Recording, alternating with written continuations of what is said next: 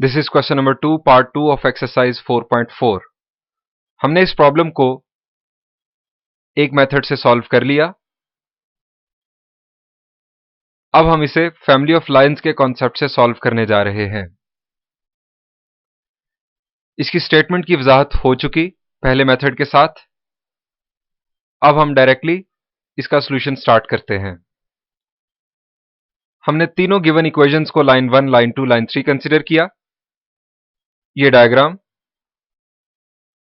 फर्ज करें कि ये लाइन 1, ये लाइन 2, ये लाइन 3 और ये है हमारी रिक्वायर्ड लाइन जिसकी हमें इक्वेशन फाइंड आउट करना है। लाइन 1 और लाइन 2 के पॉइंट ऑफ इंटरसेक्शन से इनफाइनाइट लाइंस पास कर सकती हैं और उन लाइंस को हम फैमिली ऑफ लाइंस का नाम देते हैं। और फैमिली ऑफ लाइंस की इक्वेशन हमने लास्ट प्रॉब्लम में भी डिस्कस की जब हमने क्वेश्चन नंबर 2 पार्ट 1 सॉल्व किया। क्या थी फैमिली ऑफ लाइंस की equation? L1 plus KL2 is equal to 0, यानी कि उन तमाम लाइंस की इक्वेशन है जो इस पॉइंट ऑफ इंटरसेक्शन से गुजर रही हैं। लेकिन हमें ये मखसूस लाइन रिक्वायर्ड है जो लाइन 3 के पैरेलल है और वो एक ही लाइन है। हर k की वैल्यू के लिए एक डिफरेंट लाइन हमें मिलेगी। सो हमें k की वैल्यू फाइंड आउट करना होगी किसी तरह से। तो चलिए आगे बढ़ के जरा देखते हैं कि किस तरह से ये मेथड अप्लाई होगा। Equation of family of lines passing through the intersection of line 1 and line 2 is L1 plus KL2 is equal to 0। और मैं पहले भी बता चुका हूं ये कोई जरूरी नहीं कि आप L1 प्लस KL2 लिखें, आप L2 प्लस KL1 भी लिख सकते हैं। यानी हम यहां पर लाइन 2 को k से मल्टीप्लाई करके लाइन 1 में ऐड करेंगे। राइट साइड्स चूंकि दोनों में 0 है, सो राइट साइड पर 0 ही लिखा जाएगा। ये हमने वैल्यूज पुट की। Line 1 plus k line 2 is equal to 0। Further simplify किया, k को ब्रैकेट में हमने मल्टीप्लाई कर दिया। हम इसे सिंप्लीफाई करके x और y कॉमन लेकर कुछ इस तरह से इक्वेशन लिखेंगे। इन दोनों टर्म्स में से x कॉमन लिया तो 1 प्लस 7k ब्रैकेट में लिखा गया। इन दोनों टर्म्स में से y कॉमन लिया गया और k माइनस 1 ब्रैकेट में लिखा गया, plus 20k minus 14 is equal to 0। हमने इस इक्वेशन को यहां तक क्यों पहुंचाया? हमारी रिक्वायर्ड लाइन पैरेलल है लाइन 3 के। ये हमारे पास फैमिली ऑफ लाइंस की इक्वेशन, हम इसे रिक्वायर्ड लाइन की इक्वेशन कंसीडर कर रहे हैं। जो स्लोप लाइन 3 की स्लोप है वही स्लोप इस लाइन की स्लोप है, यानी कि वो मखसूस लाइन जिसकी हम इक्वेशन फाइंड आउट करना चाहते हैं। सो इस लाइन की स्लोप फाइंड आउट करते हैं। Slope of required line is equal to minus this is coefficient of x divided by coefficient of y। आप देख सकते हैं 1 प्लस 7 के कोएफिशिएंट है x का और k माइनस 1 कोएफिशिएंट है y का। This is slope of required line. अब हर k की वैल्यू के लिए डिफरेंट लाइन होगी, डिफरेंट स्लोप होगी। सो हम इस स्लोप ऑफ रिक्वायर्ड लाइन को इक्वलाइज करेंगे स्लोप ऑफ लाइन 3 के साथ, तो हमें वो k की वैल्यू मिलेगी जिसकी मदद से हमें इस मखसूस लाइन की इक्वेशन मिल जाएगी। सो आगे बढ़ते हैं, slope of line 3 find out करते हैं। This is line 3 and this is required line. Slope of line 3 is -6, ये हम पहले भी डिस्कस कर चुके, minus coefficient of x divided by coefficient of y and this is -6।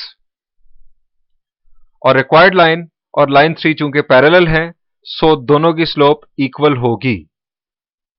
ये हमारी लेफ्ट साइड पर slope of required line, right side पर स्लोप ऑफ लाइन 3। इस इक्वेशन को सॉल्व करने से हमें k की वैल्यू मिलेगी। क्रॉस मल्टीप्लाई किया, k माइनस 1 राइट साइड पर -6 के साथ मल्टीप्लाई हुआ। फर्दर सिंप्लीफाई किया तो हमें k की वैल्यू मिली -7। ये k की वैल्यू हम equation of family of lines में पुट करेंगे, जिसे हमने इक्वेशन 1 का नाम दिया था, तो हमें इस रिक्वायर्ड लाइन की इक्वेशन मिलेगी। यानी कि हमने उन इनफाइनाइट लाइंस में से उस लाइन को अलहदा कर लिया जो लाइन 3 के पैरेलल है। पुटिंग वैल्यू इन 1, इक्वेशन 1 थी इनफैक्ट हमारी 1 + 7k into x plus y k - 1 plus 20k - 4। k की वैल्यू पुट की, यहां पर भी k की वैल्यू -7। फर्दर सॉल्व किया, 7 into -7 is -49, -7 - 1 is -8, and again 20 into -7 -4। Further solve करने से 1 - 49 is -48x -8y, 20 into -7 is -140, and further -4 is, दोनों को ऐड करने से -144। यहां पर आपको कुछ कॉमन नजर आ रहा है? किसी नंबर से इसे डिवाइड करने से हम क्या इसे सिंप्लीफाई कर सकते हैं? जी बिल्कुल। अगर हम इसे डिवाइड कर दें -8 से, या दूसरे लफ्जों में अगर आप -8 कॉमन ले लें, तो कुछ इस तरह से सिंप्लीफिकेशन होगी। 6x + y + 18 = 0। This is the required equation of required line. अब इसी प्रॉब्लम का बी पार्ट कंसिडर करते हैं, जिसमें हमें कहा गया कि हमारी रिक्वायर्ड लाइन परपेंडिकुलर है लाइन 3 के। This is required line, this is line 3। Slope of line 3 हम पहले भी डिस्कस कर चुके हैं, -6। अब रिक्वायर्ड लाइन परपेंडिकुलर है, तो दोनों स्लोप्स का प्रोडक्ट क्या होगा? -1, या हम ये कह सकते हैं कि दोनों स्लोप्स एक दूसरे का नेगेटिव रेसिप्रोकल होंगी। As the lines are perpendicular to each other, so slope of required line into slope of line 3 will be equal to -1। slope of required line हम find out कर चुके हैं, that is minus into 1 + 7k over k - 1 multiplied -6 is equal to -1। इस equation को simplify करेंगे, ये minus दोनों एक दूसरे के साथ कैंसिल हुए, राइट साइड का -1 वैसे लिखा हुआ है, k - 1 राइट साइड पर जाके मल्टीप्लाई हुआ, 6 लेफ्ट साइड पर ब्रैकेट के साथ मल्टीप्लाई हुआ, 6 + 42k is equal to -k + 1।